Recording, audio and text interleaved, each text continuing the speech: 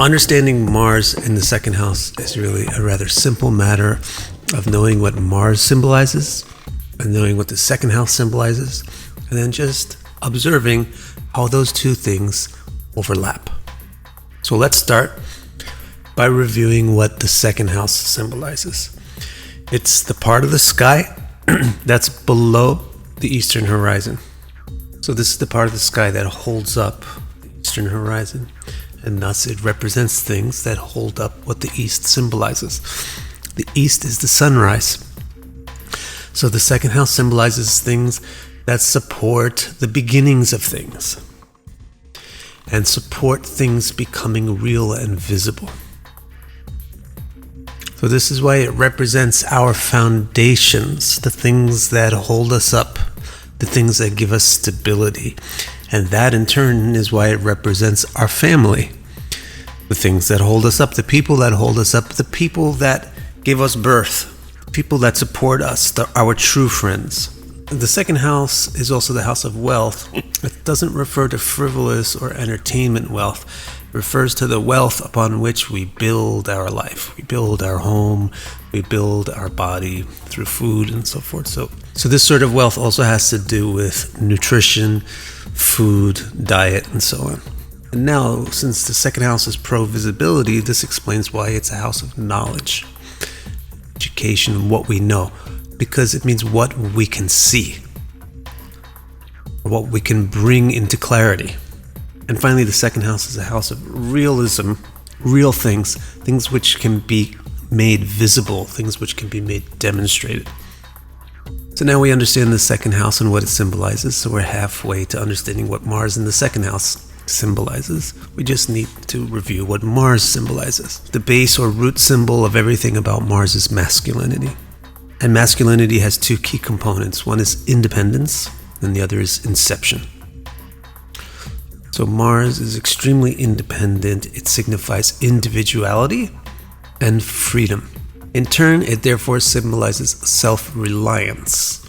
If you want to be independent, then you have to be self-reliant. In turn, it therefore symbolizes strength. So Mars represents all sorts of things that augment, improve, and amplify our strength.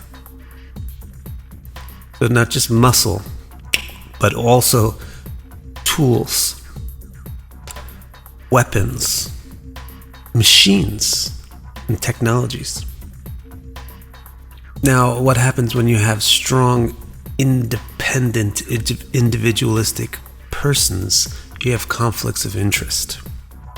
So Mars symbolizes conflict, competitions, which can also escalate into wars and violence. The masculinity also is inceptive, and that's why Mars is a quickening planet that symbolizes our initiative, our ambition. In turn, this is why it's a planet of passion, lusts, and ambitions, and hungers for things. In turn, that's why it's the planet that signifies bravery. Bravery is the willingness to take a risk to fulfill our desires, our passions, etc. So Mars is all about confidence, courage, and riskiness. And finally, this is why Mars is very commanding. If you are the one to initiate something, give inception, then you're the one to give direction. So Mars likes to give direction, likes to take command, likes to be dominant, but also functions well in any kind of chain of command, as long as the chain of command is clear. Now we're ready to get directly to our main topic, Mars in the second house. All we need to do, as I mentioned, is take the symbolism of Mars and compare it to the symbolism of the second house and see where there's overlap. So for example, Mars symbolizes conflict, but the second house symbolizes family. So there's an overlap in the sense of Mars clashing with the second house. Because Mars is all about people that you fight against and you have rivalry with, but the second house is all about people that you cooperate with and who support each other. Another example of how Mars and the second house overlap. Mars is the planet of strength. And the second house is very strong because it's the Earth underneath the eastern horizon. And therefore it has to do with stability, strength. So this is one way that Mars and the second house overlap in a good way. And the third overlap between Mars and the second house is that Mars has to do with decision making. Giving commands basically means being the one who makes the decisions. The second house overlaps with that in a good way because it's the house of knowledge. But whether or not this is a harmonious overlap or a disharmonious overlap is rather complicated. So let's just say that this is a mixed overlap. There's good things about it and there's not so good things about it. And now that we've identified these three ways in which Mars and the second house overlap, this is our food for thought in trying to visualize and intuit and understand Mars and the second house. Let me show you how you can expand and unpack these basic capsules of meaning. So let's start with competitors versus supporters. What this says about Mars in the second house is that it symbolizes rivalry. A person that has a lot of rivals, or a person who doesn't cooperate well. They prefer to challenge rather than cooperate. They don't go along with the flow. They go against the grain. And it would be especially noticeable in a family unit. They will go against the customs of the family, or the extended family, or the very extended family, which is the society. And it also impacts the very nuclear family, which is the marriage. One thing we can also say about this particular overlap is that Mars in the second house represents an ambition to be better than, or to get more than, or to somehow or other surpass one's family.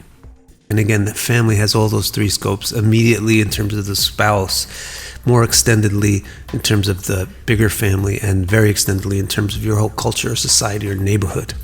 So that's an example of how you can intuit and flesh out that basic capsule of meaning of the conflict between Mars being competitors and the second house being supporters. Let's do the same thing for the second one. This is a harmonious overlap of Mars being strength and the second house being stability. So Mars in the second house signifies a great deal of strength, but put it in the context of the first thing that we just interpreted, which is kind of rivalry. So rivalrous strength or defiance, the ability to not conform, non-conformity, and the ability to win in difficult situations, to win against odds. Then finally, let's look at this complex overlap of Mars being decision-making and the second house being knowledge. There's a way in which this is good because you make your decisions based on knowledge, right? But in a way, no. In a way, actually, decisions are not really conducive to knowledge because decisions end the knowledge process. So the way knowledge feels about decision is that decision rushes. The way decision feels about knowledge is that knowledge procrastinates. So this issue of Mars being in the second house, it does give a intelligent or decisive thinker with a quick intellect, but it also gives a proclivity towards rashness or away from very pensive thought or really thorough education or reflection or investigation. So now we have a fairly clear idea of how to interpret Mars in the second house. And it's based on a very flexible way of looking at Mars in the sixth house, where we can intuit more detail or different facets of them if we want. Which is important because in any particular chart, you'll have to put Mars in the second house against the whole context. That's different from another chart that you look at Mars in the second house in. But one other thing that's very useful to do when you're studying the basic meaning of a planet in a house is to look at well-known figures who have that. So, for example, Mohandas Gandhi. First thing we identified with Mars in the second house was a clash between competitors and supporters. And we said that this indicates a person who's not cooperative. Well, that is literally Gandhi's trademark. Non-cooperation, civil disobedience. With Gandhi, we can also see a clear illustration of the ambition to surpass one's family. And Gandhi helps us see the facet of it expressed as the ambition to change your family, to change your society. And also Gandhi illustrates that contention or rivalry with the very small family in terms of how it affects marriage and sexuality, because he had a very contentious sexual life. Second thing we looked at was the strength, defiance, and non-conformity of Mars in the second house. Gandhi is a great example of that. And the third thing, the decision-making versus knowledge-obtaining nature of Mars in the second house. Gandhi does illustrate an intelligent person who's decisive, but he doesn't really illustrate an uneducated person who's a lawyer.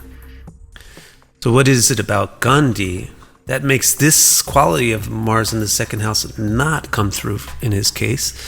First and foremost, it's the mutual aspect of Jupiter, the educational planet, onto his Mars. Second of all, he also has the other educated planet, Venus, conjoining that Mars.